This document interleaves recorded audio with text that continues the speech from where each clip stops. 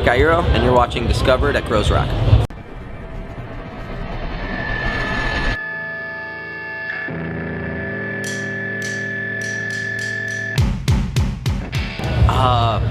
Man, it's been overwhelming doing this again with the new band and a different project. And I didn't know, I wasn't sure if I wanted to ever do this stuff again.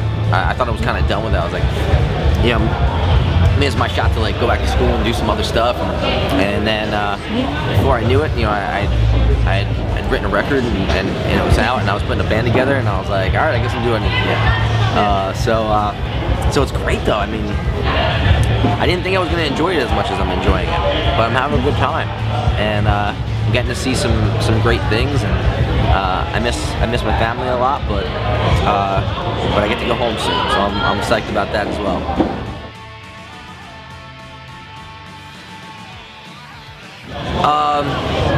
Well, that's the thing, right, is we only have one record. So our record's about 37 minutes long, and the headline set's about an hour. So you have to kind of figure out, like, what are you going to do? What else do you play? There's a couple of songs here and there that I had released in different capacities, and we're like, all right, we'll do like a cover, and you just gotta be smart about the time, But now, for festivals, it's a shorter set. It's like, all right, well, that's basically our material, so we can play our stuff.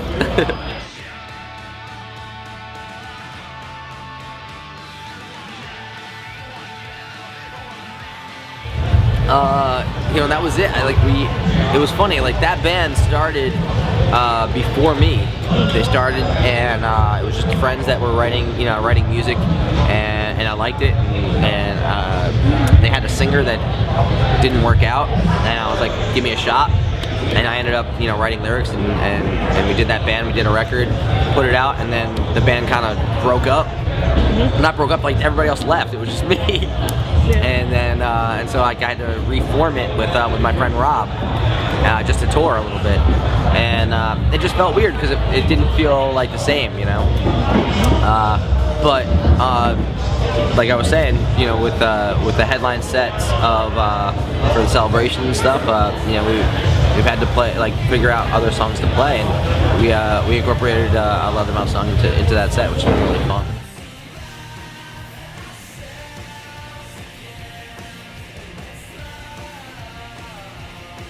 Yeah, I think every experience that you have in life, the good and the bad, are relevant to the person that you become, And I think the same thing goes for bands, especially, or just any kind of art that you create. You learn from the things that you make. You learn from the shortcomings that you have. You learn from all those mistakes and the pitfalls of different bands that you've had, whether it be with business decisions or songwriting. Sometimes the bands don't always sound the same. God forbid, that would be a terrible thing. I think if you kept writing the same song, then you should probably just stop. But they influence each other greatly. It all has to do with the person I am. This is the first time too that I've used my name and something, because I didn't want to call it anything else, because I had done everything, and I felt like manufacturing a band around that was lying,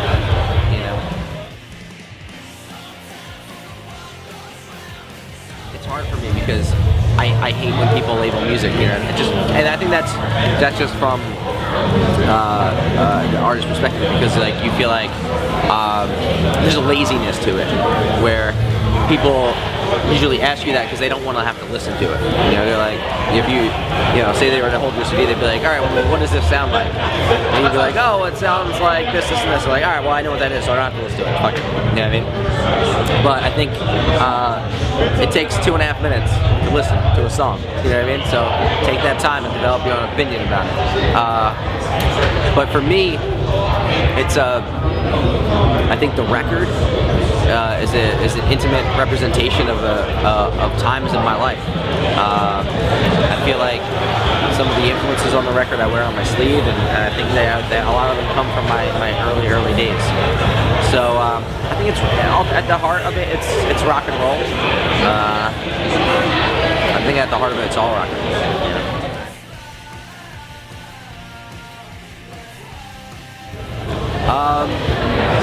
Well, going into it, you know, like I said, I didn't want to manufacture a band name, but I did want to signify that it wasn't just me and an acoustic guitar. So I took like a nod from the greats. You know, I always loved how like it was Tom Petty and the Heartbreakers, you know, Joan Jett and the Blackhearts. I thought that was really awesome to do. You know, making the Stooges. I wanted to name the sound. And I wanted it to be non-genre specific. You know, I didn't want it to be like, oh well, that's a horror punk name, or that's a fucking, you know, that's a hardcore name, or you know, whatever. So I wanted something inclusive. I wanted people to feel like, you know, feel invited to it, and I wanted something that felt alive. And I wanted something that was maybe the exact opposite of the kind of personality that I have, which is a little bit antisocial and a little bit reserved. So in looking up, you know, different names that I thought sounded right, I looked up the definition for the celebration, and I was like, that's kind of perfect.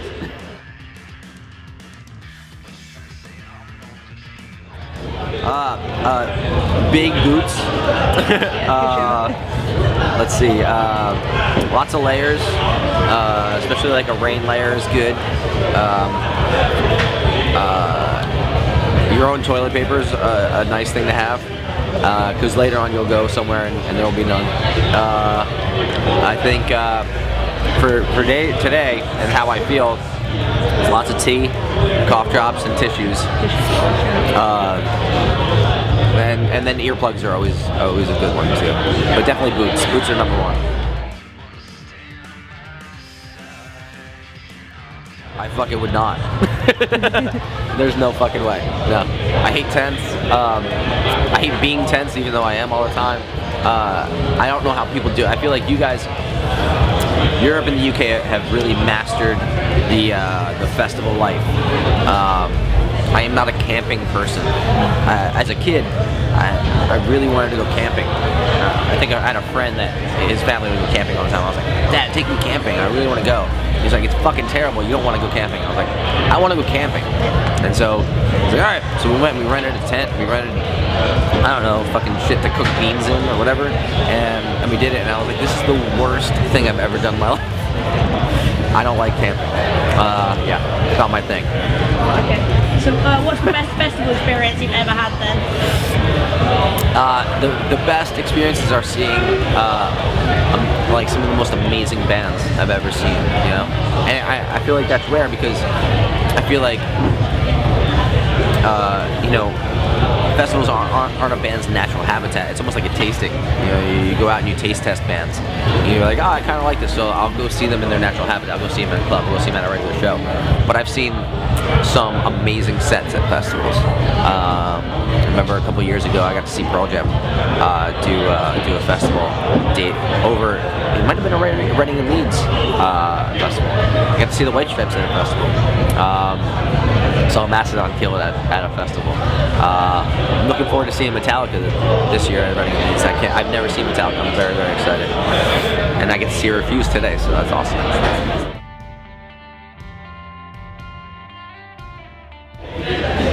Jesus Christ.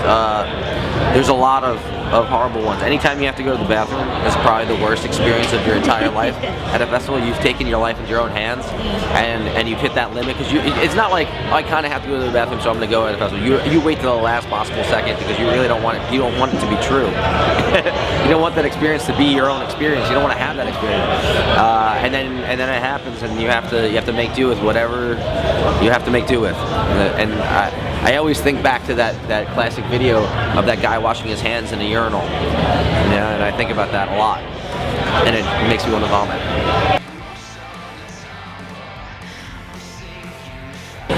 Jesus, man. I have to say, I've been very, very fortunate. Any like Dead or Alive, all that shit. Oh, come on. Oh man, you know, I mean, everybody wants to see the Beatles, right? Everyone wants to see that. But I'm trying to think, the one band that's always eluded me. I'm gonna give this a lot of thought, like it matters.